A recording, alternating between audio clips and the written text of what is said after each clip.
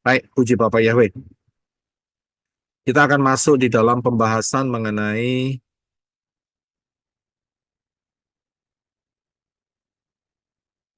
Stairway to Shamayim. Ya,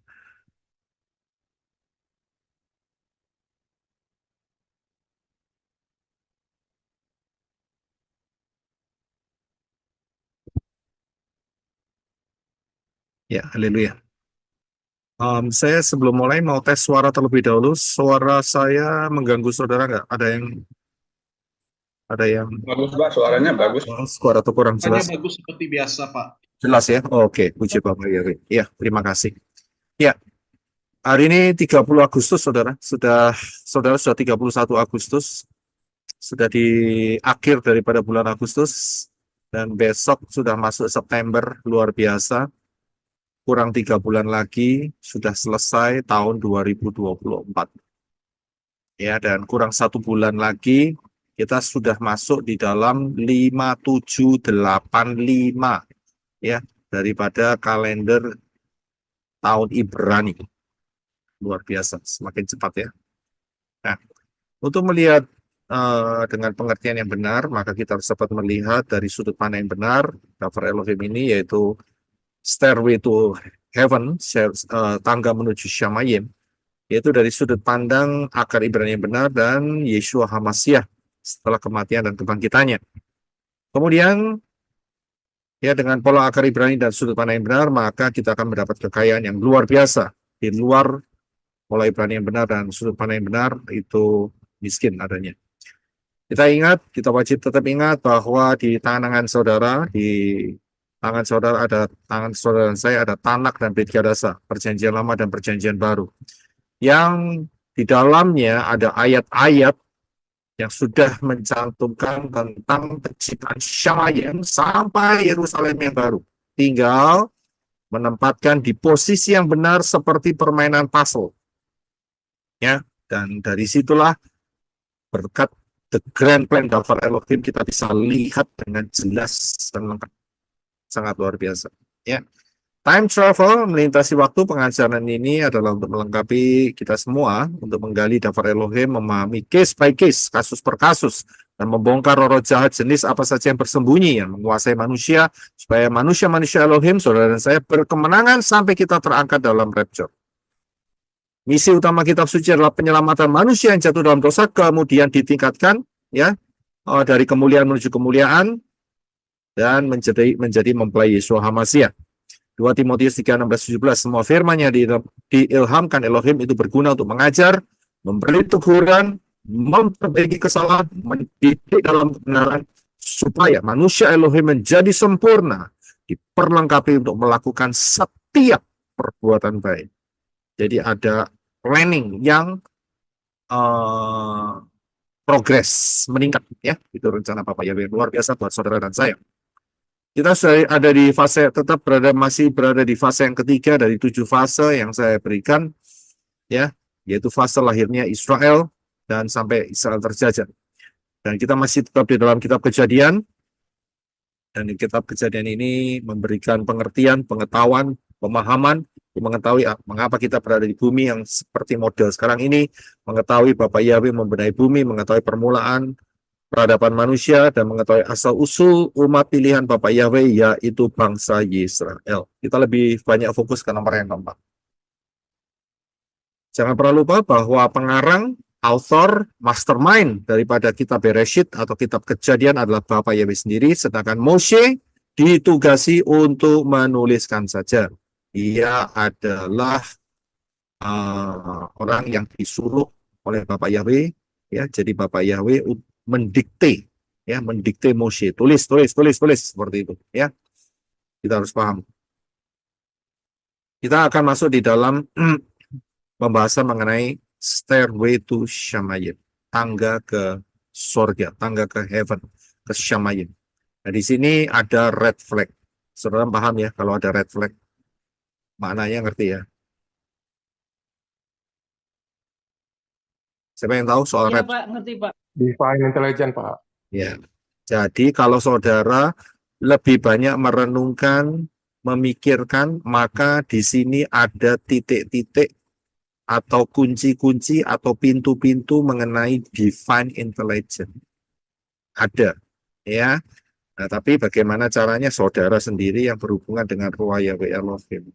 Ya, saya akan memberikan tidak terlalu masuk ke dalam ke divine intelligence-nya, akan tetapi kalau saudara merenungkannya dengan Ruah Yahweh Elohim, saudara uh, minta pimpinan untuk mendapatkan kunci itu.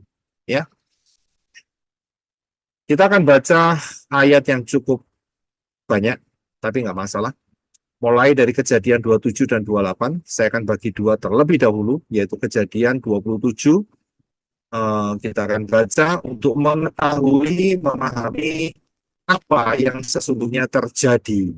Ya, jadi kita bisa melihatnya terlebih dahulu. Ada mungkin nggak banyak yang sudah membacanya. Syukur-syukur kalau sudah baca, ya. Tapi nggak masalah, kita bisa mengulanginya lagi. Kita akan mulai baca, yaitu Kejadian 27, ayat 1 sampai 46. Silakan Brother Reno. Kejadian 27 ayat 1.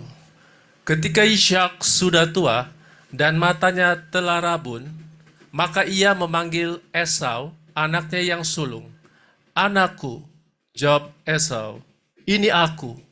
2. Ishak berkata, sekarang aku sudah tua dan tidak mengetahui kapan hari kematianku. 3. Maka sekarang ambillah senjatamu, tabung panah dan busurmu, dan pergilah ke padang, dan berburulah makanan bagiku. 4. Masaklah makanan yang enak, seperti yang aku sukai, dan bawalah kepadaku supaya aku memakannya, agar aku memberkati engkau sebelum aku mati. 5. Ribka mendengar pembicaraan Ishak dengan Esau anaknya. Setelah Esau pergi berburu binatang ke padang untuk dibawanya kepada ayahnya. 6. Ribka berbicara kepada Yakub anaknya dan berkata, aku telah mendengar ayahmu berbicara kepada kakakmu Esau. 7. Bawalah hasil buruan kepadaku dan masaklah makanan yang enak bagiku, dan aku akan memakannya, dan aku akan memberkati engkau di hadapan Yahweh sebelum tiba hari kematianku. 8. Maka sekarang anakku, dengarkanlah apa yang kuperintahkan kepadamu. 9. Aku minta, pergilah ke kawanan domba, dan ambillah 2 ekor anak kambing betina yang baik. Aku akan memasaknya menjadi makanan yang enak bagi ayahmu, seperti kesukaannya. 10. Dan engkau harus membawanya kepada ayahmu, supaya dimakannya, agar ia memberkatimu sebelum kematiannya. 11. Namun Yakub berkata kepada Ribka ibunya, Esau kakakku adalah seorang yang berbulu, sedangkan aku berkulit halus. 12. Mungkin ayahku akan meraba aku, dan aku akan menjadi seperti seorang penipu di matanya. Dan aku akan mendatangkan kutuk atas diriku, bukannya berkat. 13. Namun ibunya berkata kepadanya, akulah yang menanggung kutuk itu anakku. Dengarkanlah suaraku dan pergilah, ambil kambing-kambing itu. 14. Lalu pergilah ia serta mengambil dan membawanya kepada ibunya. Dan ibunya memasak makanan yang enak seperti kesukaan ayahnya. 15. Kemudian Ribka mengambil pakaian yang indah kepunyaan Esau, anak sulungnya yang disimpan di rumah. Lalu ia memakaikannya kepada Yakub anak bungsunya. 16. Dan kulit anak kambing betina itu ia balutkan pada kedua tangan dan leher Yakub yang halus itu. 17. Dan ia menyerahkan makanan yang enak dan roti yang telah ia masak itu kepada Yakub anaknya. 18. Kemudian ia masuk menemui ayahnya dan berkata, Bapakku. Dan ia menjawab, ini aku. Siapakah engkau, anakku? 19. Yakub berkata kepada ayahnya, akulah Esau, anak sulungmu. Aku telah melakukan seperti yang telah engkau perintahkan kepadaku. Aku mohon bangunlah, duduklah dan makanlah hasil buruanku, supaya Bapa memberkati aku. Lalu Ishak berkata kepada anaknya, bagaimana engkau mendapatkannya dengan cepat sekali anakku?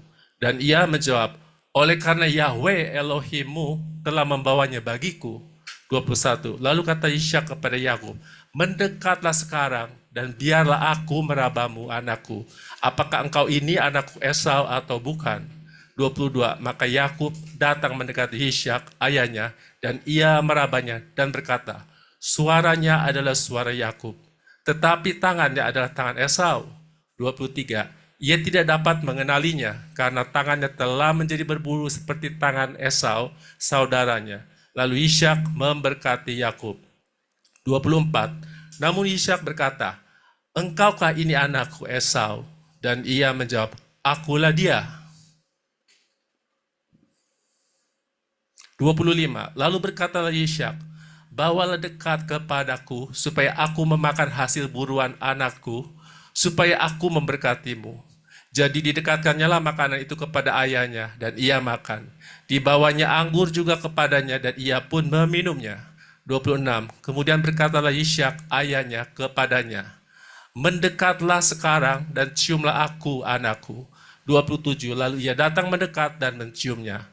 Dan Ishak mencium bau pakaian Yakub, dan diberkatinya lah ia, dan berkata, "Sungguh bau anakku adalah seperti bau padang yang diberkati Yahweh." 28. Dan biarlah Elohim memberikan kepadamu embun dari langit dan tanah subur di bumi, serta kelimpahan gandum dan anggur. 29. Bangsa-bangsa akan takluk kepadamu, dan banyak umat akan sujud kepadamu. Jadilah tuan atas saudara-saudaramu, dan biarlah anak-anak ibumu akan sujud kepadamu. Dan terkutuklah mereka yang mengutuk engkau, tetapi diberkatilah mereka yang memberkati engkau. 30. Ketika Ishak selesai memberkati Yakub, dan Yakub baru saja pergi dari hadapan Ishak, ayahnya, maka Esau kakaknya pulang dari perburuannya. 31. Dan ia juga memasak makanan yang enak, lalu membawanya kepada ayahnya. Dan ia berkata kepada ayahnya, "Bapakku, bangunlah dan makanlah hasil buruan anakmu, supaya engkau memberkati aku." 32. Namun Ishak ayahnya berkata kepadanya, "Siapakah engkau?" Dan Esau menjawab, "Akulah anakmu, anak sulungmu Esau."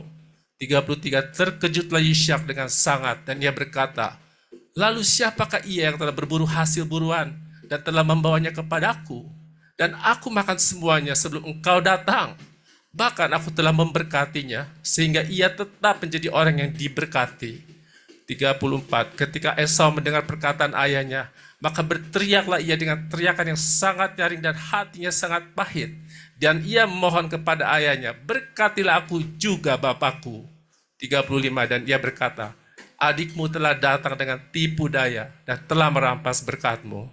36. Dan ia berkata, "Apakah karena orang menyebut namanya Yakub, maka ia telah 2 kali menipuku. Ia telah merampas hak kesulunganku, dan sekarang ia telah merampas berkatku." Lalu katanya, "Tidakkah Bapa mempunyai berkat lain bagiku?" 37. Dan Ishak menjawab Esau, "Sungguh aku telah menetapkan dia sebagai tuan atasmu, dan aku telah memberikan semua saudaranya sebagai hambanya, dan aku telah membekali dia dengan gandum dan anggur. Maka bagimu sekarang, apalagi yang dapat kuperbuat, anakku?" 38. Esau berkata kepada ayahnya, "Apakah satu berkat itu saja yang ada padamu, bapakku? Berkatilah aku juga, bapakku." Dan Esau menangis dengan suara nyaring. 39. Kemudian Ishak ayahnya berkata kepadanya, "Tempat kediamanmu akan jauh dari tanah yang subur di bumi, dan jauh dari embun dari langit yang di atas." 40. Dan engkau akan hidup oleh pedangmu, dan engkau akan menjadi hamba adikmu. Dan akan terjadi, apabila engkau membebaskan diri, maka engkau dapat mematahkan kuknya dari tengkukmu. 41. Maka Esau membenci Yakub oleh karena berkat yang telah diberikan ayahnya kepada Yakub. Kemudian Esau berkata, "Hari-hari perkabungan ayahku akan segera tiba, dan aku akan membunuh Yakub, adikku." 42. Dan diberitahukanlah kepada Ribkah perkataan Esau anak sulungnya itu. Lalu ia menyuruh memanggil Yakub anak bungsunya dan berkata kepadanya, "Esau kakakmu sedang bermaksud membalas dendam untuk membunuhmu." 43. Jadi sekarang anakku, bangunlah, larilah ke Haran kepada Laban saudaraku. 44. Dan engkau harus tinggal bersamanya beberapa waktu lamanya, sampai kegeraman kakakmu surut. 45. Sampai kemarahan kakakmu beralih daripadamu, dan ia lupa apa yang telah engkau perbuat kepadanya. Kemudian aku akan menyuruh orang menjemput engkau dari sana. Mengapa aku harus kehilangan kamu berdua dalam 1 hari? 46. Dan Ribkah berkata kepada Ishak, Aku telah jemu dengan hidupku karena kehadiran anak-anak perempuan Het itu. Jikalau Yakub juga mengambil seorang istri dari antara anak-anak perempuan Het, anak-anak perempuan negeri ini, apa gunanya aku hidup?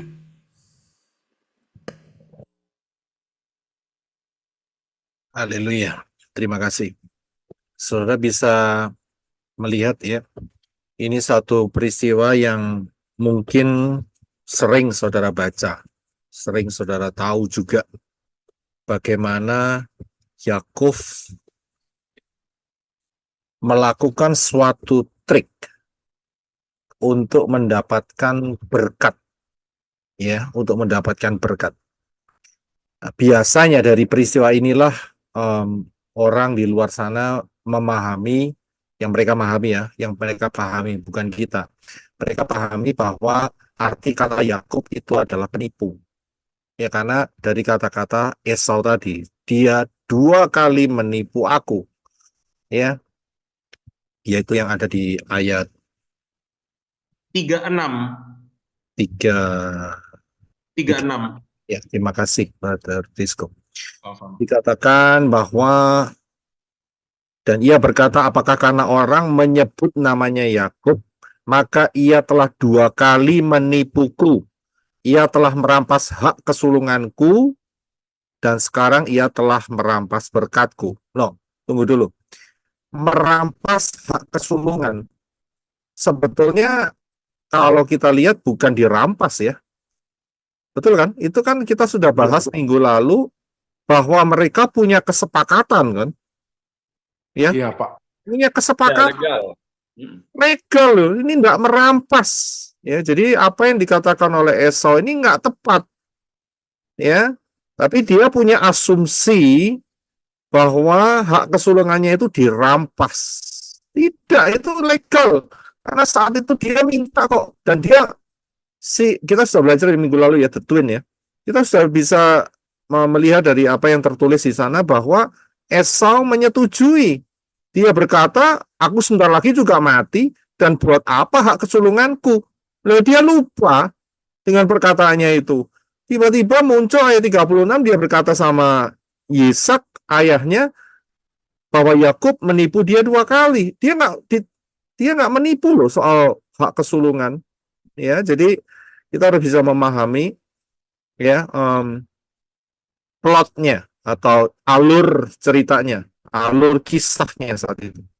Ya, ya, memang dirampas berkatnya. Ya, memang dirampas berkatnya. Ya, nanti kita akan bisa melihat ya dari penjelasan di bawah. Ya, kalau untuk merampas, memang dia aktif mengambil seperti itu, mengikuti apa yang dikatakan oleh mamanya Ribkah. Ya, ya. Sekarang kita akan melihat itu kisahnya ya. Jadi di mana Yakub mengikuti apa yang diucapkan oleh ibunya untuk mendapatkan berkat, ya.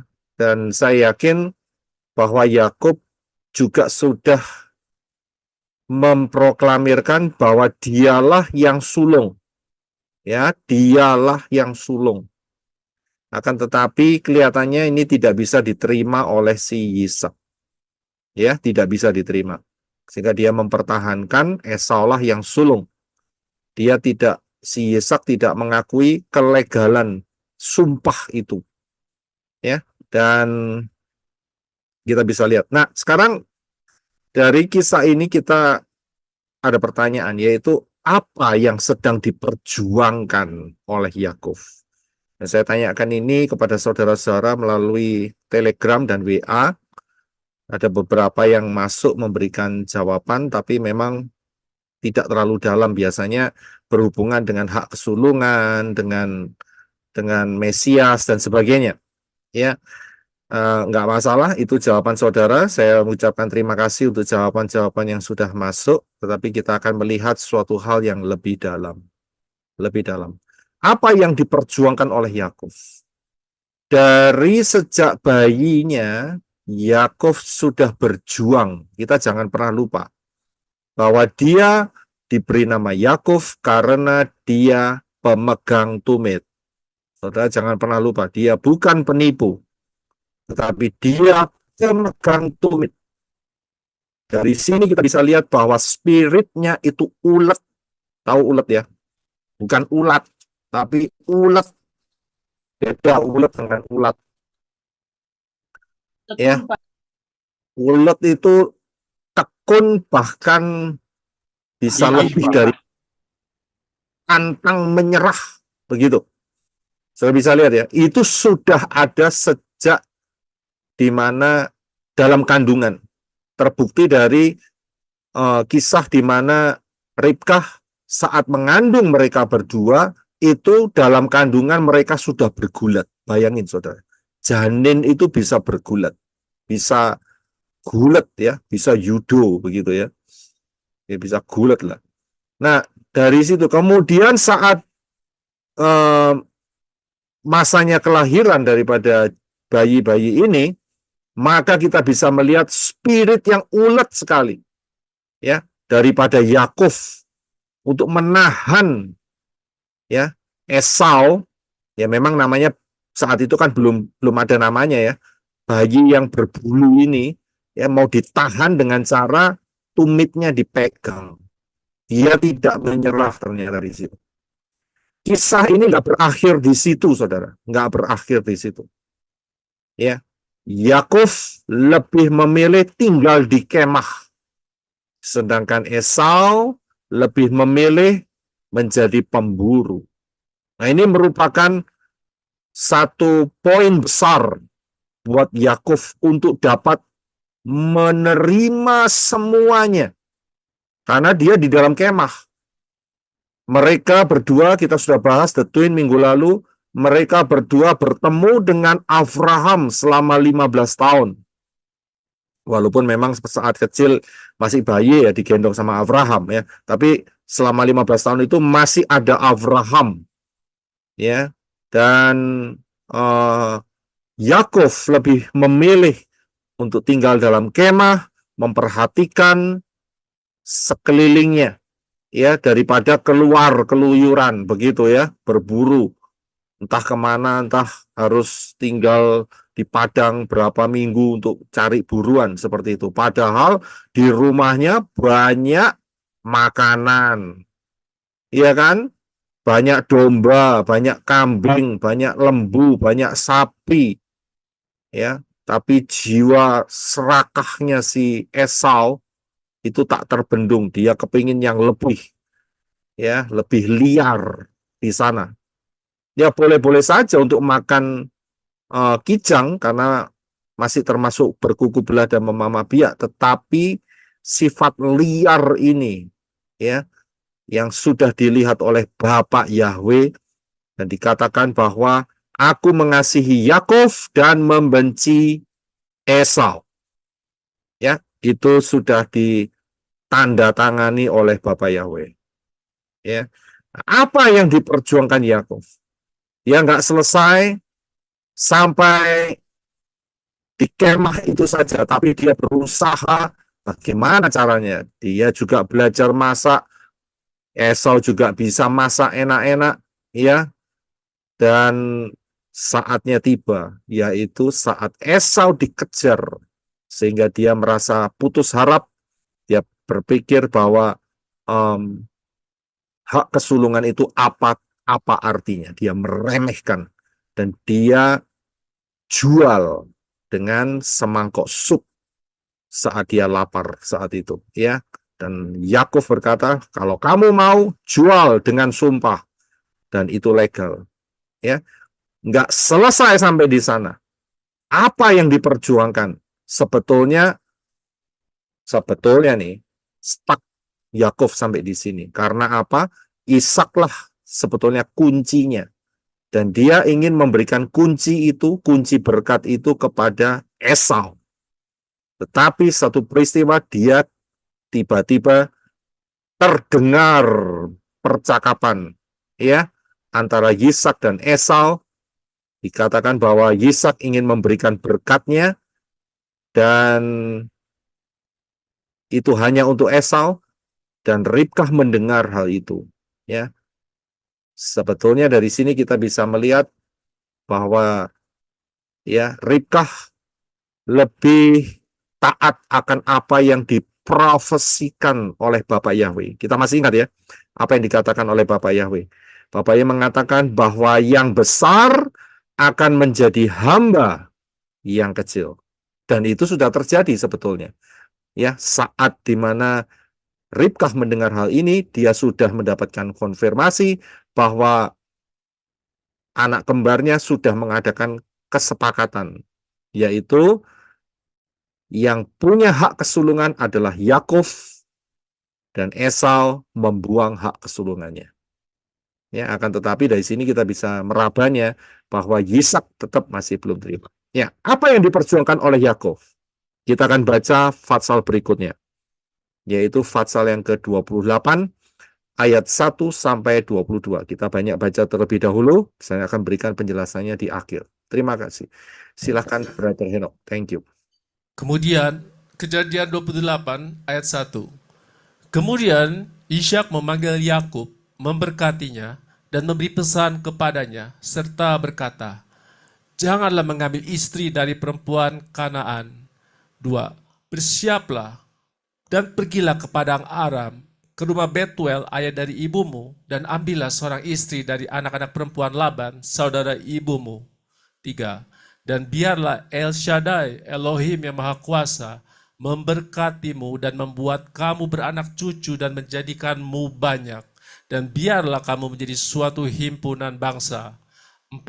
Biarlah dia memberikan berkat Abraham kepadamu dan kepada keturunanmu untuk membuat engkau sebagai orang asing yang memiliki negeri ini yang telah Elohim berikan kepada Abraham. 5. Demikianlah Ishak melepas Yakub, lalu berangkatlah ia ke Padan Aram kepada Laban, anak Betuel, orang Aram itu saudara Ribka, ibu Yakub dan Esau. 6.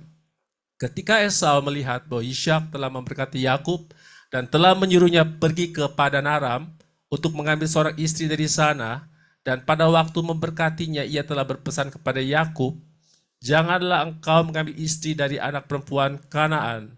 7. Dan bahwa Yakub mendengarkan ayahnya dan ibunya serta pergi ke Padan Aram.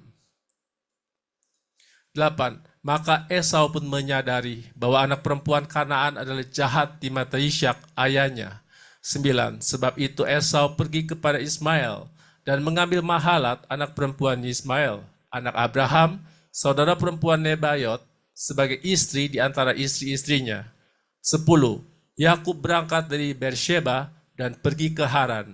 11. Sampailah ia di suatu tempat, dan karena matahari telah terbenam, maka ia bermalam di sana. Ia mengambil sebuah batu dari tempat itu, menjadikannya alas kepalanya, lalu tertidurlah ia di tempat itu. 12. Dan ia bermimpi, tampaklah sebuah tangga didirikan di atas bumi, yang ujungnya mencapai langit, dan tampaklah para malaikat Elohim sedang turun dan naik tangga itu.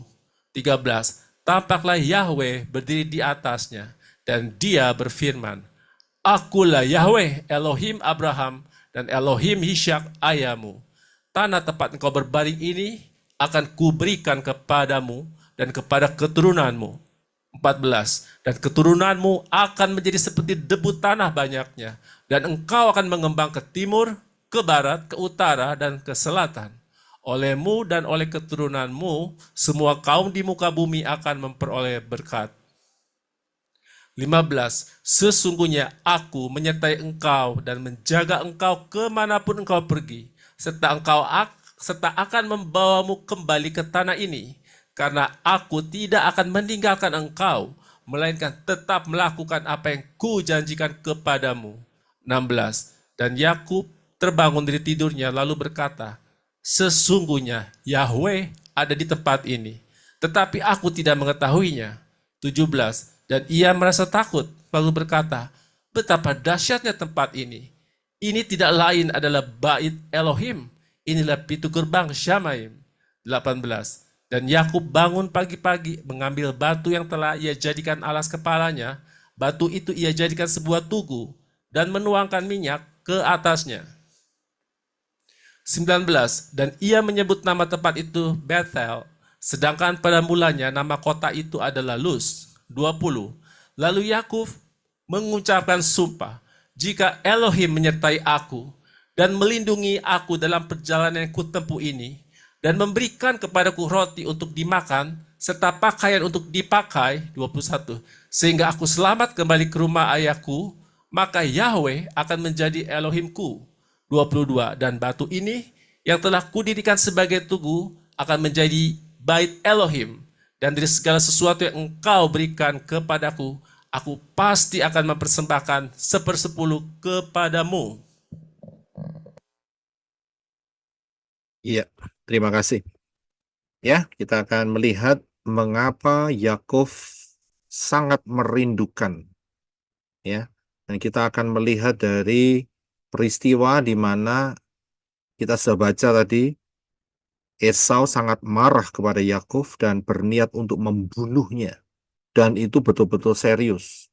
Kalau nggak serius, maka nggak mungkin dipertahankan oleh Ribkah, Yakub pergi. Ya, karena ini benar-benar serius, kritikal sekali, sehingga Yisak dan Ribkah memutuskan untuk mengirim Yakub pergi ke rumah pamannya. Nah, pamannya siapa? Laban. Pamannya yaitu dari ibunya, yaitu dari Ribkah. Kita masih ingat ya peristiwa di fiancé. Ya, siapa yang belum mendengar fiancé, saudara coba dengarkan khotbah mengenai fiancé, tunangan. Ya, di situ Ribkah itu dibawa oleh Eliezer, ya, oleh Eliezer dari Padan Aram menuju ke Kanaan. Ya.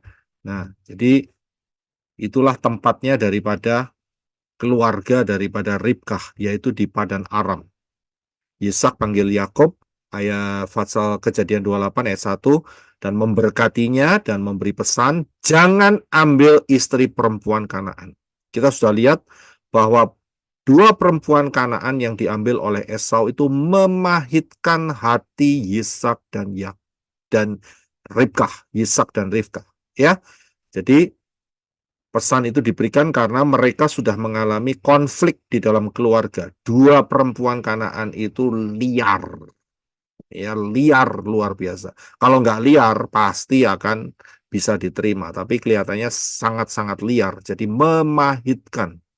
Ya, dan kemudian ayat 2 dikatakan, bersiaplah. Ini perkataan Yisak. Pergilah ke Padan Aram. Dia memerintahkan Yakub untuk pergi ke Padan Aram, ke rumah Betuel, ayah daripada ibumu. Ya, ambillah seorang istri dari anak-anak perempuan Laban, saudara ibumu. Ya. Nah, kalau kita lihat jarak antara Beersheba dengan Haran atau Padan Aram, itu sudah pernah saya jelaskan. Itu sekitar 620 miles atau sekitar 997 kilometer. Kalau naik mobil lewat ada jalan tol dengan kecepatan 55 mile per hour ya, 50 mile per hour itu kita pakai mile ya, rodok sulit ya. Siapa yang bisa bantu ya? 55 mile per hour. 55 mile per hour itu kalau nggak salah sekitar 100 km per jam. Sekitar segitu ya, sekitar segitu. Itu ya 55 mile itu 100 km lebih kalau nggak salah. Itu bisa ditempuh dalam waktu 11 jam. 9 menit kalau nggak macet. Nah, sebagai perbandingan, ya, saya berikan jarak antara Surabaya Jakarta itu 792 km. Ya. Jarak Banyuwangi Bandung itu 946 km. Nah, saudara bisa kira-kira bayangin sendiri. Jalan dari Bandung ke Banyuwangi atau pulang dari Banyuwangi ke Bandung, begitu kira-kira. Ya, jadi begitulah kira-kira. Nah, tapi masalahnya saudara jarak Banyuwangi Bandung, saudara naik mobil. Ini nggak naik mobil masalahnya. Saudara bisa lihat, naik mobil saja 11 jam. Dulu nggak ada mobil. Naik apa? Naik onta, naik kuda, atau keledai. Saudara bisa lihat, biasanya pakai onta.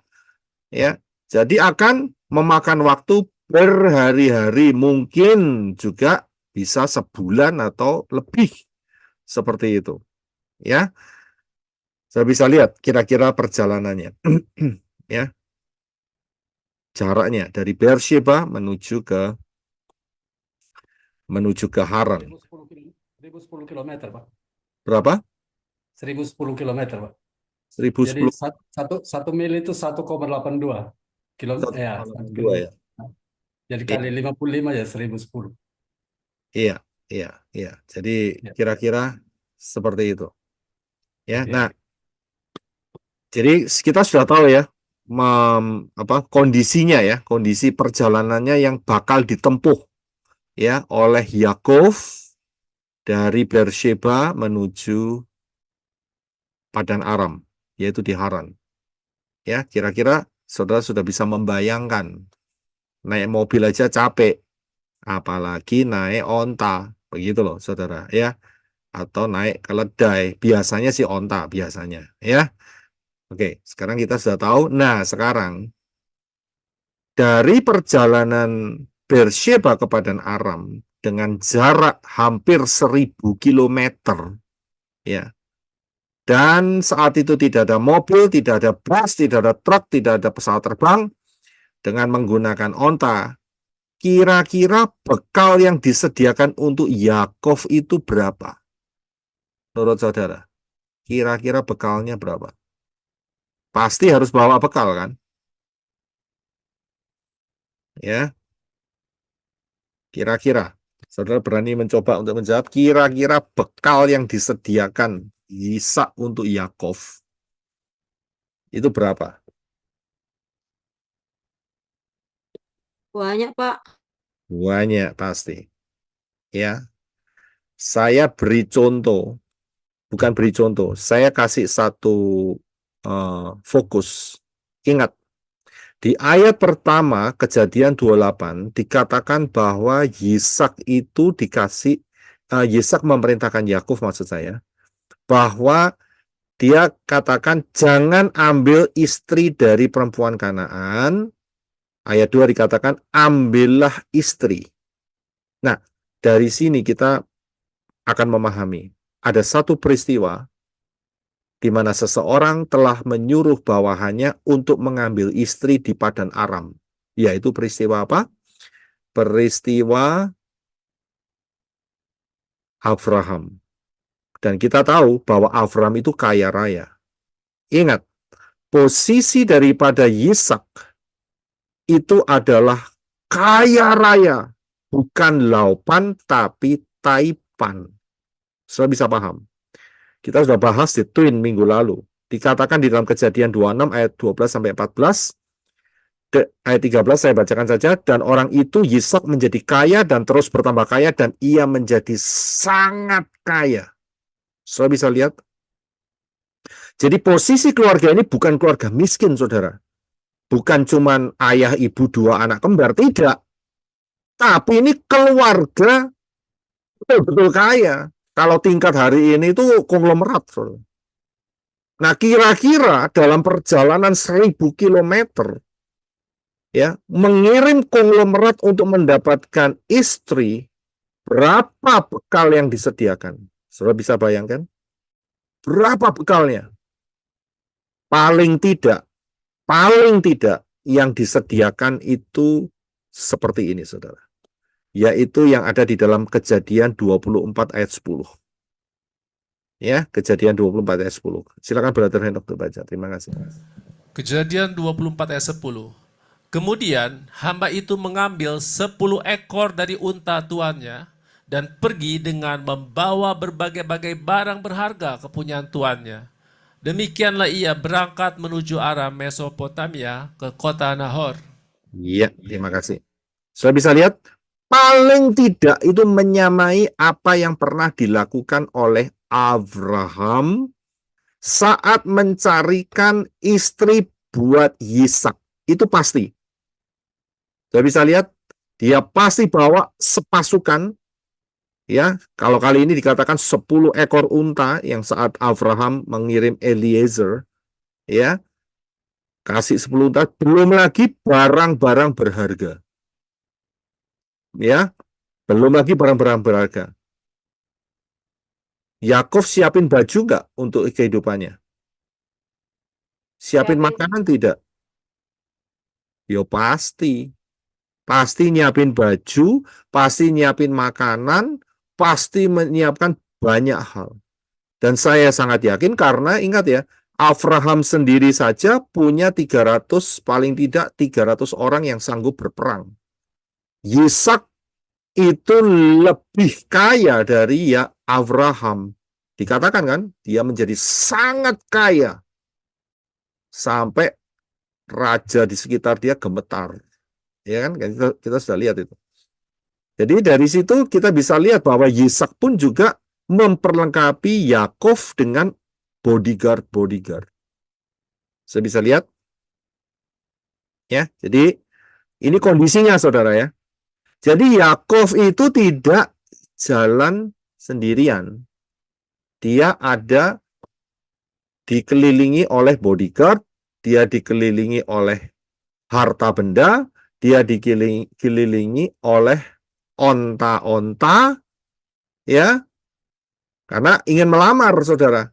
Lamaran kepada si Ribkah saja sangat luar biasa, membawa apa benda-benda berharganya, anting-anting, gelang, dan sebagainya. Ya, pasti Yakov juga diperlengkapi dengan hal itu. Nah, tapi ada satu titik di mana yang harus kita perhatikan, yaitu perkataan Yakov. Ya, perkataan Yakov.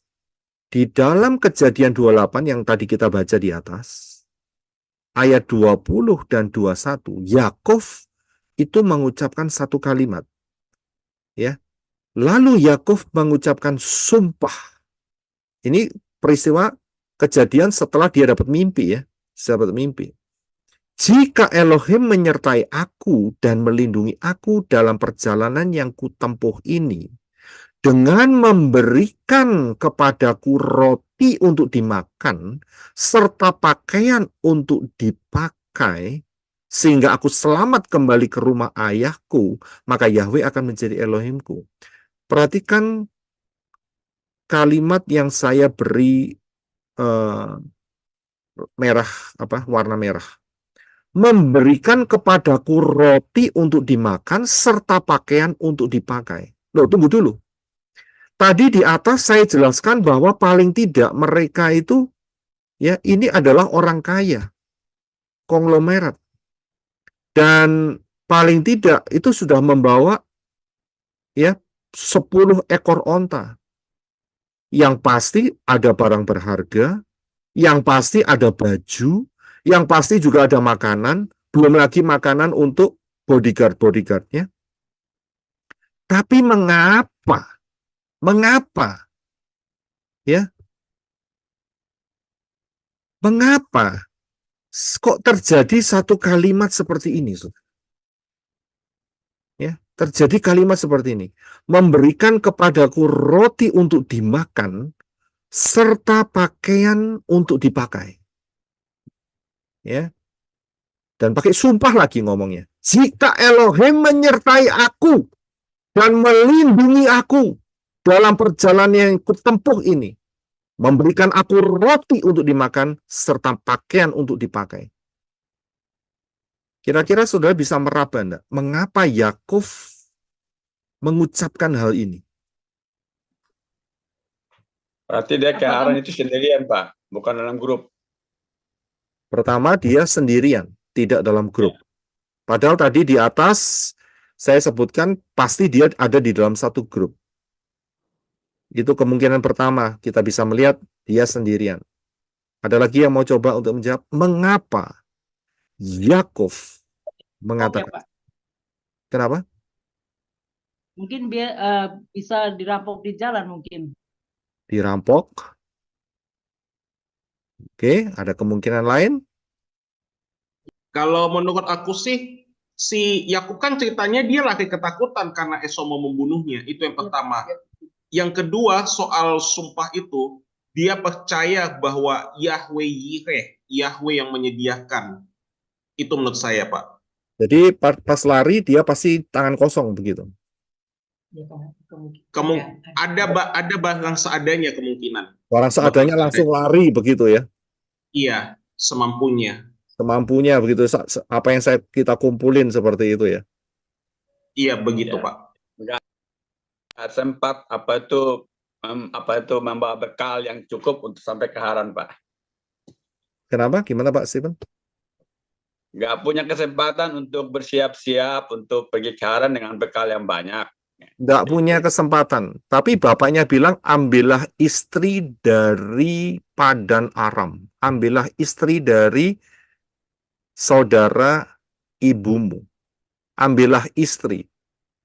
Berarti bapaknya menyediakan. Jadi Kalau bukan, kita lihat di kisah selanjutnya kan dia kan bekerja 14 tahun untuk dapetin istri. betul, betul. Ya, mungkin selama ini saudara tidak mencurigai mengapa kok sampai Yakub mengatakan demikian. Bro Adi? Saya coba jawab Pak ya. Roti dan pakaian itu bicara Yakub. Yakub itu ingin Bapa Yahweh senantiasa memberkati dan memelihara kehidupan dia.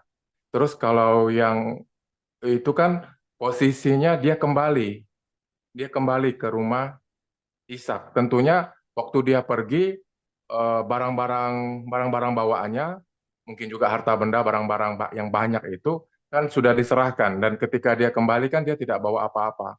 Tetapi memang di situ dia ingin Bapa Yahweh itu senantiasa memberkati dia, Pak, dan memelihara kehidupan dia, Pak. Jadi begitu, Pak, jawaban saya.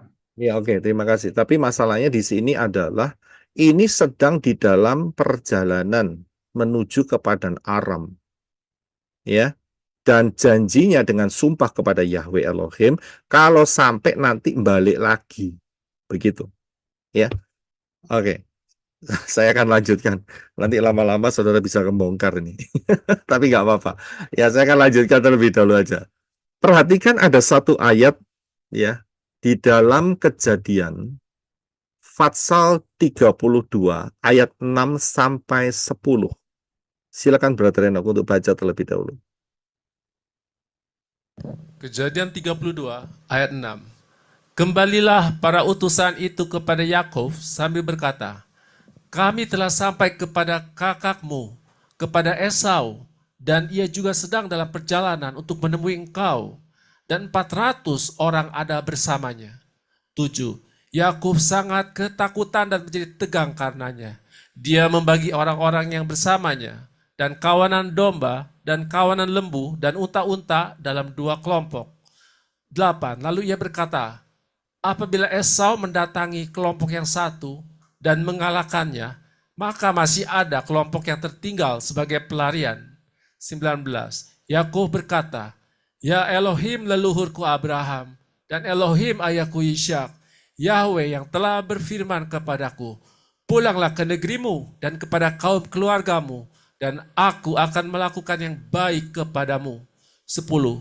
Aku telah menjadi tidak layak akan segala kemurahan dan akan segala kesetiaan yang telah engkau lakukan kepada hambamu, karena dengan sebatang tongkat aku telah menyeberangi sungai Yordan ini. Tetapi sekarang aku telah menjadi 2 kelompok. Ya, terima kasih. Sudah bisa lihat, ini peristiwa setelah tadi peristiwa yang di atas, ya, itu adalah peristiwa di mana Yakov lari dari Esau. Sekarang ini Yakov kembali menuju ke tanah Kanaan. Ingat ya, karena ingat di ayat 6 dikatakan bahwa dia akan bertemu dengan Esau dan Esau sedang berjalan dengan 400 orang. Sudah bisa lihat?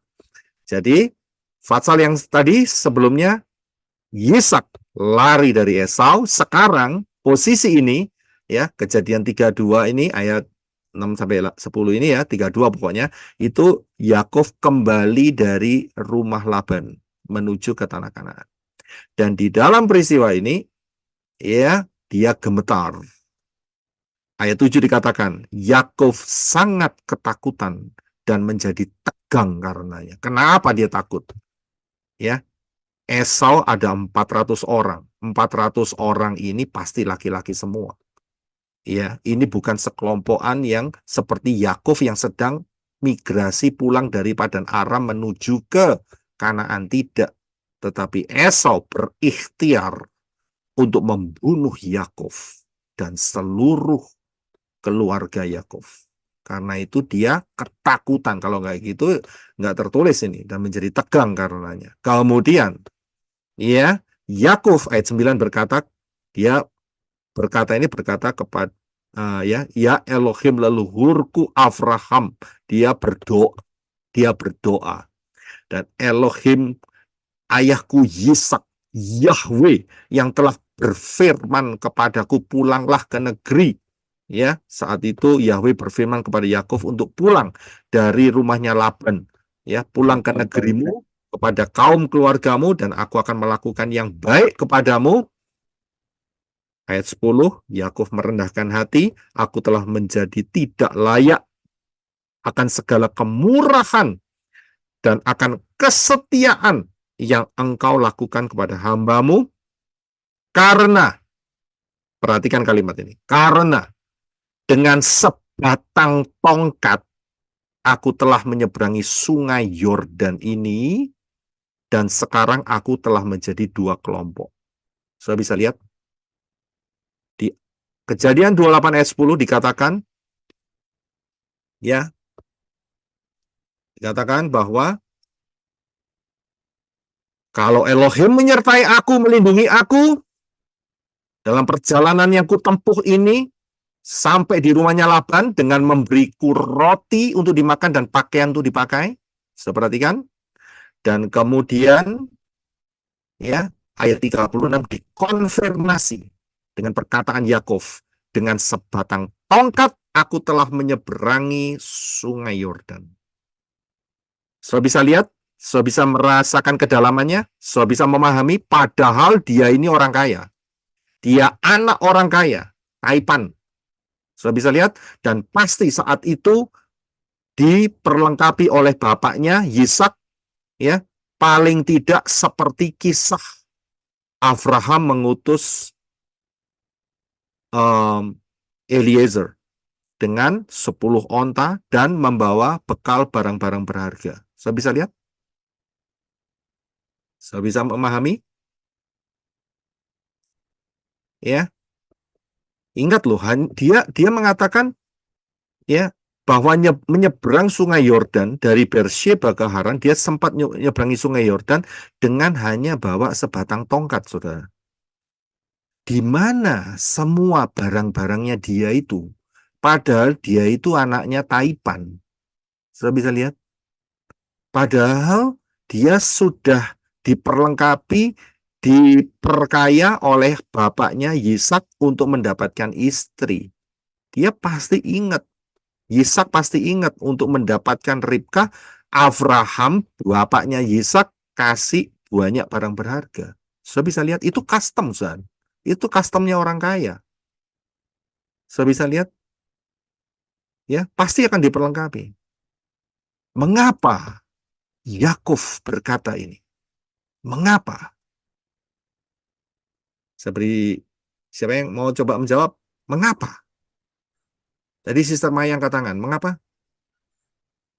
Kalau di kitab Yasar, kitab yang terhilang, sebenarnya dia diberikan semua emas dan semua harta benda, tetapi karena dikejar oleh anak Esau dan orang-orangnya, Yakub memberikan semuanya itu sebagai ganti nyawanya. Kalau itu di kitab Yasar, Pak. Terima kasih. Oke, kalau Sister Vivi?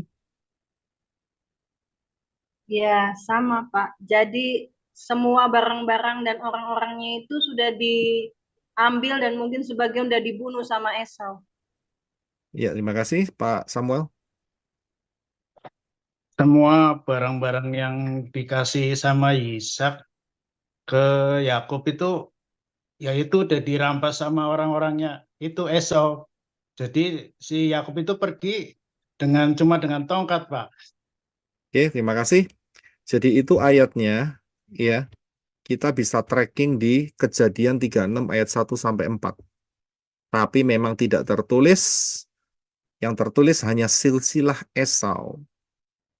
Silsilah Esau. Silakan Brother Enoch untuk bisa baca Kejadian 36 ayat 1 sampai 4. Kejadian 36 ayat 1. Dan inilah silsilah Esau, yaitu Edom.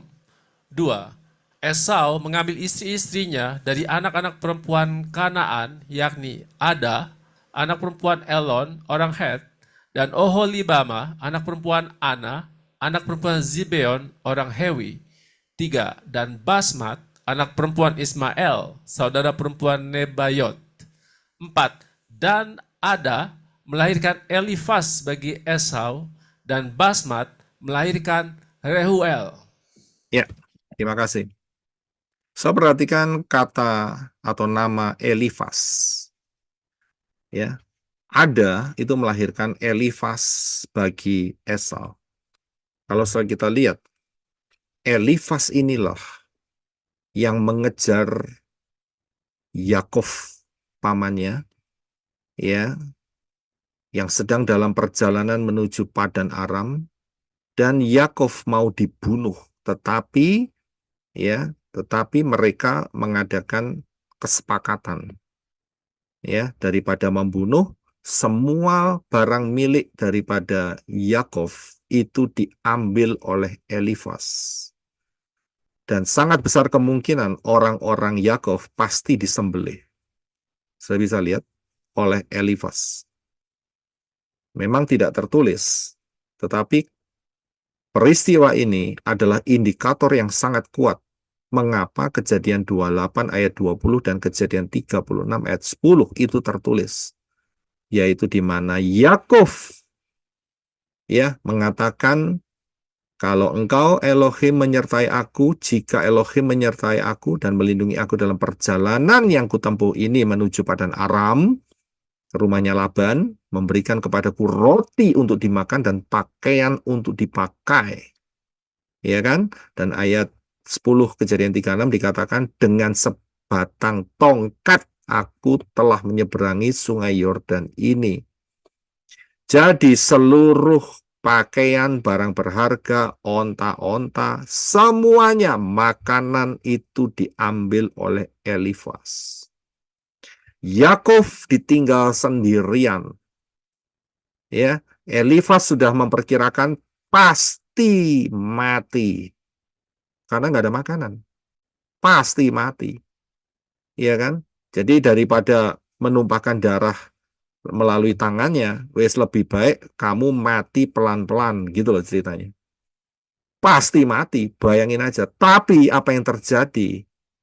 Ya, di satu malam Yakov, ya, kelelahan tidur, dan di sana dikatakan dia meletakkan kepalanya di atas sebuah batu. Sebetulnya dia bawa bantal enggak? Bawa, saudara. Tapi bantalnya kan dia ambil sama Elifas. Karena itu dia taruh di atas batu kepalanya untuk tidur. Tapi disitulah pada saat dia meletakkan kepalanya di atas batu, disitulah Bapa Yahweh menemui Yakov dengan satu penglihatan yang spektakuler, yaitu stairway to heaven. Tangga menuju ke Syamayim. Tangga menuju ke sorga, bukan sampai di situ, ada malaikat-malaikat Yahweh yang turun naik di sekitarnya. Sudah bisa lihat? Dan di situ ayat itu tertulis, Yakov meletakkan kepalanya di atas batu. Itu merupakan sebuah sidik jari, kode. Betul? Kodenya apa? Meletakkan kepala di atas batu. Siapakah batu itu? Menggambarkan Yeshua. Yeshua batu penjuku itu. Yeshua. Batu itu bisa bicara tentang dasar fondasinya adalah Yeshua. Dengan dasar fondasi Yeshua, maka dia ketemu dengan Elohim Yahweh dengan penglihatan yang spektakuler, yang luar biasa. Hidup saudara didasari dengan fondasi Yeshua HaMashiach, maka akan terjadi stairway atau tangga penghubung antara Bapak Yahweh dengan saudara, saudara dan Bapak Yahweh. Saya bisa lihat? Saya bisa paham? Yeshua mengatakan, orang bodoh mendirikan fondasi di atas pasir. Oh. Sedangkan orang yang Bijaksana. bijaksana mendirikan fondasinya di atas Batu. batu karang. Kita bisa lihat di situ. Ya. Kita bisa lihat itu kodenya. Ya. Kode daripada fondasi yang ada di kepala Yakov. Saat itu kan dia tidak mengambil fondasi jerami untuk menjadi alas kepalanya. Kode daripada secara fisik Yakov adalah batunya. Sudah bisa lihat, tapi disitulah di-reveal, dinyatakan connection antara Yakov yang ada di bumi dengan Elohim Yahweh yang ada di Syamayim. Terlihat daripada apa yang dikatakan oleh Yakov, wah, tempat ini luar biasa. Dan kemudian dia urapi, disinilah namanya Bethel. Bethel, rumah Elohim. Sudah bisa lihat? Yang menghubungkan antara Syamayim dan bumi. Sudah bisa paham di situ. Itu berbicara soal apa? Portal. Ya. Portal. Ya. Di dalam alam spiritualnya memang, ya, di dalam alam spiritualnya memang itu ada tangga. Dan kita bisa melihat tangga itu adalah penghubung, yaitu Yeshua HaMashiach. Tetapi di dalam alam fisik Yakov yang dia ambil bukan kayu untuk meletakkan kepala di atas saat dia tidur. Tidak mengambil kayu, sebongkahan kayu, tumpukan kayu yang dikasih jerami, itu kan lebih empuk, saudara. Tapi dia taruh kepalanya di atas batu.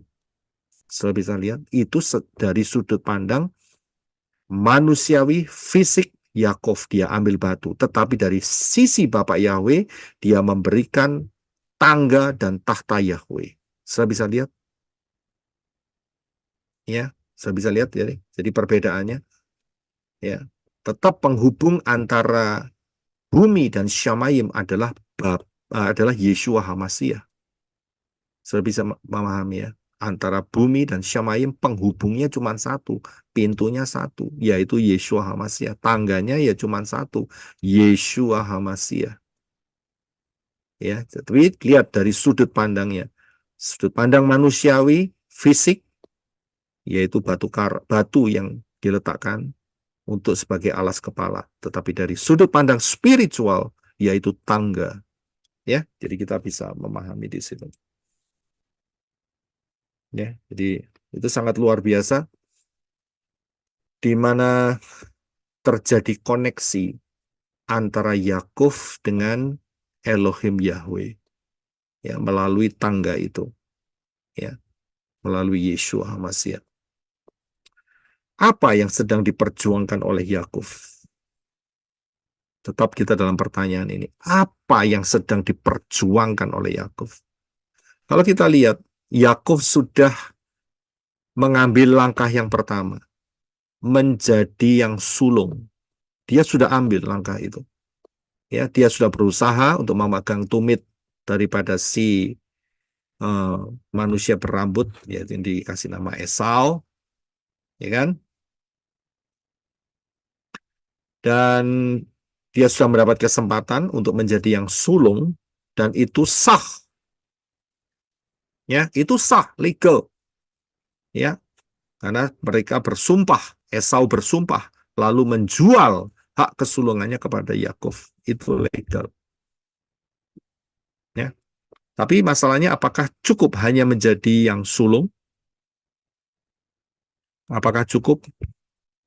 Belum Ternyata cukup. Tidak, Pak. tidak cukup. Berkat itu yang penting. Ternyata tidak cukup. Hanya menjadi yang sulung saja. Karena itu Yakub masuk di langkah berikutnya, yaitu menerima berkat. Saya bisa lihat dua step ini yang harus diselesaikan oleh Yakub, dan Yakub mencapai apa yang dia rindukan. Ya, apa yang dia rindukan.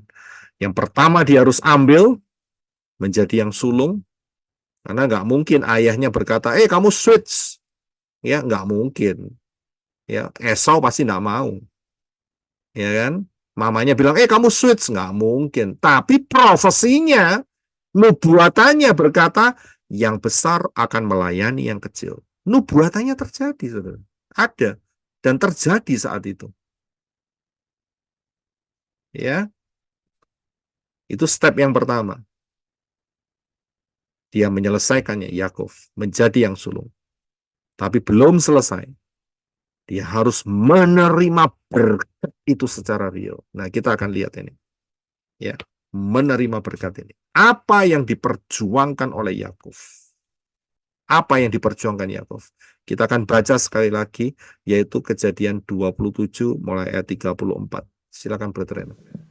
Kejadian 27 ayat 34. Ketika Esau mendengar perkataan ayahnya, maka berteriaklah ia dengan teriakan yang sangat nyaring dan hatinya sangat pahit. Dan ia memohon kepada ayahnya, berkatilah aku juga Bapakku. 35. Dan ia berkata, adikmu telah datang dengan tipu daya dan telah merampas hak berkatmu. 36. Dan ia berkata, apakah karena orang menyebut namanya Yakub? Maka ia telah 2 kali menipuku. Ia telah merampas hak kesulunganku. Dan sekarang ia telah merampas berkatku. Lalu katanya, tidakkah Bapa mempunyai berkat lain bagiku? 37. Dan Ishak menjawab Esau, sungguh aku telah menetapkan dia sebagai tuan atasmu, dan aku telah memberikan semua saudaranya sebagai hambanya, dan aku telah membekali dia dengan gandum dan anggur. Maka bagimu sekarang apalagi yang dapat kuperbuat anakku? 38. Esau berkata kepada ayahnya, apakah satu berkat itu saja yang ada padamu, Bapakku? Berkatilah aku juga, Bapakku. Dan Esau menangis dengan suara nyaring. 39. Kemudian Ishak ayahnya berkata kepadanya, tempat kediamanmu akan jauh dari tanah yang subur di bumi, dan jauh dari embun dari langit yang di atas. 40. Dan engkau akan hidup oleh pedangmu, dan engkau akan menjadi hamba adikmu. Dan akan terjadi apabila engkau membebaskan diri, maka engkau dapat mematahkan kuknya dari tengkukmu. Ya, terima kasih. Kita lihat Esau meraung-raung, menangis untuk mendapatkan berkat. Dia berusaha kepada mendesak ayahnya, apakah cuma satu itu saja berkatmu? Ya. Dan ayahnya beberapa kali didesak, berkatilah aku, berkatilah aku, berkatilah aku. Apa cuma itu berkatmu? Dan ayah yang berkata, tempat kediamanmu, ya, tempat kediamanmu akan jauh dari tanah yang subur di bumi dan jauh dari embun langit di atas. Dan engkau akan hidup oleh pedangmu, dan engkau akan menjadi hamba adikmu. Profesinya terjadi. Saya bisa lihat apa yang diucapkan oleh Ishak. Engkau akan menjadi hamba adikmu.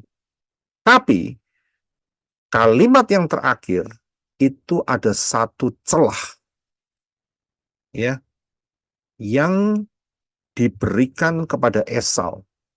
Dikatakan demikian, dan akan terjadi apabila engkau membebaskan diri dan engkau dapat mematahkan kuknya dari tengkukmu. Jadi ada kesempatan. Tapi harus melalui proses yang begitu severe. Tahu severe? Severe itu apa ya? Yang Parah. mengenaskan gitu. Memaitkan, yang parah, yaitu tanah tempat bumi dia ada itu jauh dari tanah yang subur dan jauh dari embun langit, maksudnya hujan begitu, karena butuh untuk pertanian, dan juga dia akan hidup dari pedang. Kira-kira hidup dari pedang maksudnya apa? Sering Ya, terus perampok, perang, perang. Pak. Iya. Jadi hidupnya itu seperti begal. Perang terus, Pak. Bisa lihat, jadi hidupnya itu betul-betul tidak ada kedamaian. Harus ada senjata, pemaksaan, begal. Seperti itu, saudara. Tahu begal ya? Bukan begel. Begal sama begel beda. Yang bisa bedain, Perampok. saudara tahu Perampok, begel. Pak. Begel tahu ya? Keledai, Perampok, Pak. Pak. Ya, Perampok pembunuh, Pak. perampok pembunuh. Itu begal. Kalau begel itu Brother Daniel itu yang tahu itu. Roti pakai cream cheese. Itu roti yang dikasih keju itu bagel itu ya. Jenis roti khusus atau atos itu saudara. Ya, atau bukan atos ya, rada sedikit chewy atau apa, keras sedikit ya. Jadi hati-hati yang pakai gigi palsu bisa copot giginya. Makan bagel ya. Jadi ini jadi begal ini ya, hidup oleh pedang. Jadi dengan kekerasan ya untuk mendapatkan banyak kekayaan, kehidupan dan sebagainya. Ini akan terjadi dan akan memutarbalikkan keadaan. Kamu akan bisa mengatasi seperti itu. Ingat, Yisak tidak memberikan kutuk loh. Yisak tidak memberikan kutuk ya. Dan Yisak pun memberikan ala kadarnya, begitu loh saudara. Itu berkat yang sisa-sisa. Ya, berkat sisa-sisa. Bukan berkat utama. Jauh dari tanah yang subur, jauh dari hujan dan sebagainya. Ya, berkat sisa-sisa. Ya, bukan kutuk. Ya, karena bisa diputarbalikkan keadaannya. Ya, bisa diputarbalikkan keadaannya. Dikatakan, apabila engkau membebaskan diri, engkau dapat mematahkan kuknya dari tengkukmu. Berarti bisa diputarbalikkan kondisinya. Dia bisa jadi makmur. Dia bisa jadi makmur. Tetapi ingat, proses kehidupannya beda dengan Yakov. Bagaimana dengan berkat Yakov? Kita lihat. Kejadian 27 ayat 26 sampai 29. Silakan Brother Enoch. Kejadian 27 ayat 26. Kemudian berkatalah Ishak ayahnya kepadanya, "Mendekatlah sekarang dan ciumlah aku, anakku." 27. Lalu ia datang mendekat dan menciumnya. Dan Ishak mencium bau pakaian Yakub, dan diberkatinya lah ia, dan berkata, "Sungguh bau anakku adalah seperti bau padang yang diberkati Yahweh." 28. Dan biarlah Elohim memberikan kepadamu embun dari langit dan tanah subur di bumi, serta kelimpahan gandum dan anggur. 29. Bangsa-bangsa akan takluk kepadamu dan banyak umat akan sujud kepadamu. Jadilah tuan atas saudara-saudaramu, dan biarlah anak-anak ibumu akan sujud kepadamu. Dan terkutuklah mereka yang mengutuk engkau, tetapi diberkatilah mereka yang memberkati engkau. Ya, terima kasih. Saudara bisa lihat blessing yang luar biasa. Berkat yang luar biasa. Bau padang yang diberkati Yahweh. Itu kira-kira baunya seperti kalau saudara ada di, mungkin ya, saudara ada di daerah pertanian. Baunya begitu banyak oksigen di situ. Baunya begitu menyegarkan. Dan kemudian dikatakan 28, ayat 28, Elohim memberikan kepadamu embun dari langit dan tanah subur di bumi, serta kelimpahan gandum dan anggur. Itu diberikan dan kemudian Nggak selesai sampai di situ. Bangsa-bangsa akan takluk kepadamu dan banyak umat akan sujud kepadamu. Nggak sampai di situ. Untuk soal keluarga, maka terjadi apa yang diprofesikan oleh Bapak Yahweh. Jadilah tuan atas saudara-saudaramu dan biarlah anak-anak ibumu akan sujud kepadamu. Saudara bisa lihat, nggak selesai sampai di situ. Apa yang pernah dikatakan oleh Bapak Yahweh kepada Avram diulangi kembali. Terkutuklah mereka yang mengutuk engkau, tetapi diberkatilah mereka yang memberkati engkau. Ini satu rentetan blessing yang sangat luar biasa. Saudara bisa lihat, yang sangat luar biasa. Kalau kita lihat Israel 1948 itu tanahnya kering. Tapi hari ini menjadi pengekspor buah-buahan yang mencapai Eropa dan dunia. So bisa lihat satu tanah yang diberkati oleh Bapak Yahweh. Dahsyat. Blessing. Padahal ini saat itu hanya diucapkan, saudara. Hanya diucapkan. So bisa lihat, hanya diucapkan dari mulut seseorang yang namanya Yisak, yang posisinya udah buta dan gampang dikelabui. Saudara bisa lihat, ini lagi dikelabuin, saudara. Ya, sedang diprank ini. Ya, sama si Yakov. Ya, istilah sekarang diprank begitu ya. Lagi dikelabui kan. Berkat itu hanya diucapkan melalui mulutnya saja, satu rentetan berkat yang mempunyai dampak sampai hari ini. Sampai hari ini belum selesai, saudara. Belum selesai. Saudara lihat dampaknya itu sampai kerajaan 1000 tahun. Saudara. Ya, sampai kerajaan 1000 tahun. Sangat luar biasa satu rentetan ini. Nah, kalau kita lihat apa yang dikejar oleh Yakov, apa yang diperjuangkan, apa yang diperjuangkan. Saya beri kesempatan sekali lagi. Berdasarkan semua, saudara bisa ngambil suatu titik nggak? Apa yang diperjuangkan Yakov? Dia udah dapat, dia udah Sister Ice. Baik Pak, terima kasih. Yang pertama, Yakub dan Esau itu kan masih menikmati kehidupan bersama dengan Abraham selama 15 tahun. Kemudian yang kedua, kebiasaan dari Yakub itu kan tinggal di dalam kemah, di mana bahwa dia terkuntuk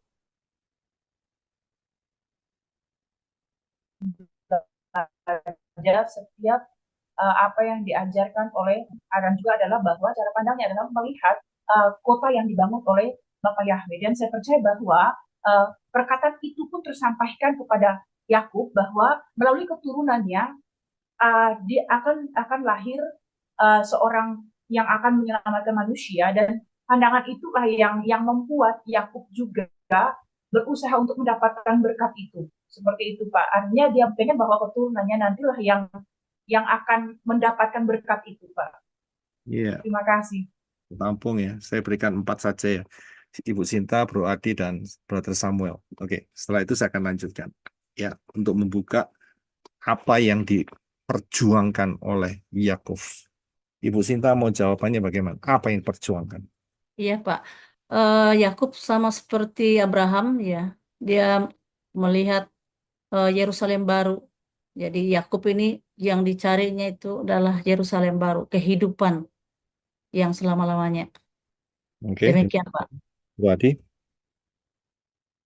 Menggenapi Pak, menggenapi perjanjian yang sudah diberikan oleh Bapak Yahweh, dan Yakub juga tahu tujuan atau visi dari Bapak Yahweh di dalam kehidupan dia, yang memang diawali dari Abraham, Ishak, dan sampai ke Yakub.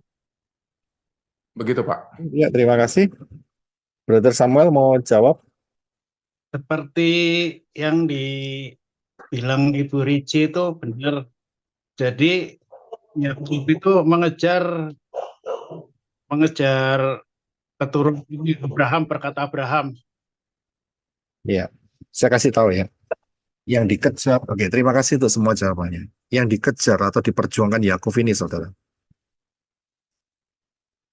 Yohanes 3:16. Silakan Brother Enoch untuk baca. Yohanes 3 ayat 16.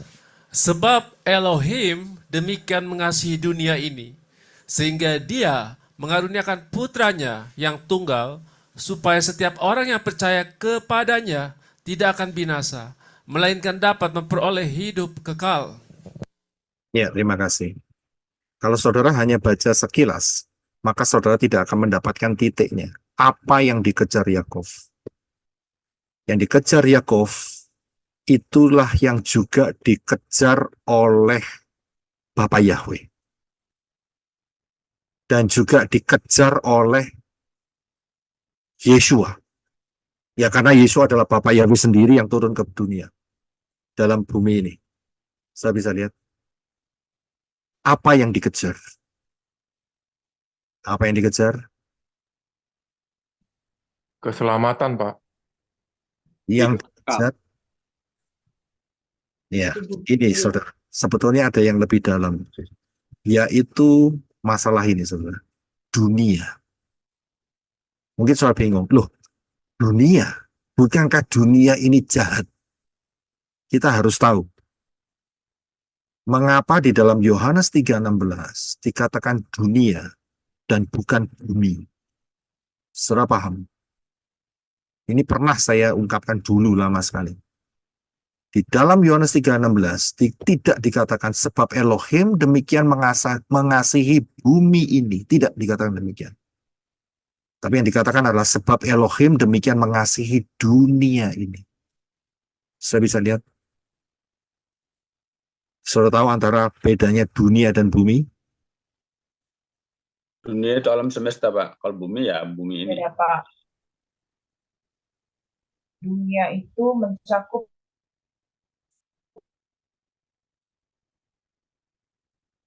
Dunia mencakup manusianya. Kita akan lihat. universal, sedangkan bumi itu satu planet. Ya, oke, kita akan lihat ya. Ini dari bahasa Yunaninya. Dunia itu kosmos. Kosmos. Tapi bumi itu gay. Karena itu contohnya kalau saudara pernah membaca atau menemukan kata geografis, geopolitik, geotermal, geologi, itu arahnya ke fisik bumi. Tapi kosmos itu berbicara mengenai sistem. Saya bisa lihat, ini bicara mengenai sistem. Dan inilah yang dikejar oleh Yakov. Yaitu Yakov mengejar sistem berkat Elohim Yahweh. Ini yang dikejar. Dia tahu bahwa dia hidup sebagai manusia yang terbatas dan satu kali nanti akan mati. Dia juga tahu bahwa janji dari Yahweh, Elohim Yahweh kepada Abraham mengenai Mesias. Dia tahu kondisi dunia dalam posisi kejatuhannya. Dia tahu juga kisah-kisah daripada Nephilim. Saudara tahu Nephilim? Raksasa. Dia juga tahu kisah-kisahnya dari Abraham itu semua mengenai Nimrod. Dia juga tahu mengenai kekuatan roh-roh jahat. Nah, ini yang dikejar oleh Yakov, yang diperjuangkan secara spiritual walaupun saat itu masih dalam bentuk baby, sehingga dia memegang tumit kakaknya. Dan kemudian terrealisasi dengan adanya legal perjanjian, yaitu mendapatkan hak kesulungan, ya, dari Esau yang menjualnya dan kemudian mendapatkan blessing-nya dari mulut ayahnya Yisak. Saudara bisa lihat sistem berkat Elohim Yahweh ini sangat dipahami oleh Yakov. Sangat dipahami. Ya, dan inilah yang menjadi fokusnya. Aku harus dapat berkat itu. Dan berkat itu hanya satu. Dari mulut bapaknya. Dan tinggal cuman satu dan satu-satunya. Bukan tinggal satu. Memang satu-satunya. Saudara bisa lihat. Satu-satunya berkat. Kalau dia anak tunggal enak, turun langsung. Tapi kenyataannya dia harus berjuang melawan kakaknya. Sudah bisa lihat? Berkat Elohim Yahweh ini yang luar biasa. Yang sangat-sangat dahsyat, tetapi tidak banyak orang yang memahaminya. Sistem berkat Elohim Yahweh ini. Ingat, tadi dikatakan di atas bahwa Yisak itu tidak mengutuki Esau loh. Tidak. Ya, walaupun Esau mendapatkan daerah yang kering, maksudnya jauh dari tanah yang subur dan jauh dari embun yang dicurahkan dari langit. Tapi dikatakan kamu akan membuang kuk itu dari tengkukmu. Berarti bisa diubahkan. Berarti Esau mampu menjadi satu sosok yang juga berkelimpahan. Tapi tidak sekelas dengan apa yang diterima oleh Yakov. Dengan sistem berkat Elohim Yahweh. Ini yang dicari. Saudara bisa lihat. Dan sistem Elohim, berkat Elohim Yahweh ini mencapai ya sampai yaitu perjanjian kekal, saudara. Dengan Yahweh mengatakan, akulah Elohim Abraham, Elohim Yisak, dan Elohim Yakov. Keluaran 3 ayat 15. Sudah bisa lihat 3 nama ini ya istilahnya itu dipasangkan dengan Yahweh. Yahweh mengatakan Elohimnya Abraham, Elohimnya Yisak, dan Elohimnya Yakov. Itu aku, Yahweh. Sudah bisa lihat. Dan nantinya Yakov namanya diganti menjadi Yisrael oleh Bapak Yahweh. Sudah bisa lihat. Dan ini merupakan sistem berkat, saudara. Diberkatilah orang yang memberkati engkau dan terkutuklah orang yang mengutuki engkau. Sudah bisa paham di sini. Karena itu di dalam Yohanes 3:16 dikatakan bahwa karena begitu besar kasih Bapa akan dunia ini, bukan bumi. Bukan bumi, tapi dunia. Ya, dunia. Nah, kita harus bisa melihat dari sudut pandang yang benar. Kita bisa lihat sehingga kita bisa mendapatkan benefit spiritualnya. Ya, yang terus akan berkelanjutan sampai kapan kira-kira? Sampai rapture? Sampai selama-lamanya. Amin. So bisa lihat sampai selama-lamanya. Sistem berkat Elohim Yahweh inilah. Ini sangat luar biasa. Sangat luar biasa. Abraham bisa melihat, Yisak bisa melihat, Yakov melihat, Esau menolak. Sudah bisa lihat sistem berkat Elohim Yahweh. Ya, ini luar biasa. Karena itu untuk mengetahui yang selanjutnya maka jawabannya adalah to be continued. besok saya akan berikan mengenai kelanjutannya yang saya beri tema The Hacker. Ya, The Hacker. Jadi kalau saudara kepingin tahu sistem berkat Elohim Yahweh, ya saudara ikutin pengajaran besok yaitu The Hacker. Puji Bapa Yahweh. Hari ini kita sudah hampir mencapai 6.000 tahun sejak kejatuhan Adam dan Hawa. Tidak lama lagi akan ada rapture.